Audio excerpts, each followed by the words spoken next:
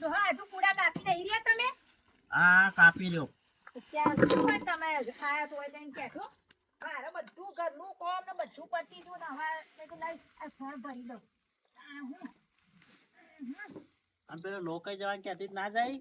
કે લોકાય આપડા કહેવાના તો સંસીમાને આ કોમમાંથી પાર નહીં આવતા ચો લોકાય ને બોકાય જવું મને તારું કેજો પડી અરે કોઈ જવું નહીં બેન ચાલ. અને હું કહું હા આ પેલી દાગીનાની ને બધી વાતો કરીએ કે નહીં એમ કેજો શું કે છે ભાઈ ના દાગીના? વાહ હું ફોન કર્યો તો કીધું 7 દાગીના જોઈશે અમારા. એ અમે પછી આમ જોન લઈને આયા ને પછી બખાડા કરે એ બધું ના ચાલે આપણે બોમ્બમાં ઇજ્જત ન પાછી વાત સાચી. મેં બધી વધુ ફોન કરીને વ્યવહાર બધી ચોખવટ કરી કે ભાઈ આટલા દાગીના જોશે અમારે કે વ્યવહાર પ્રમાણે કીધું વાહમાં મારે બેહવું પડે કીધું.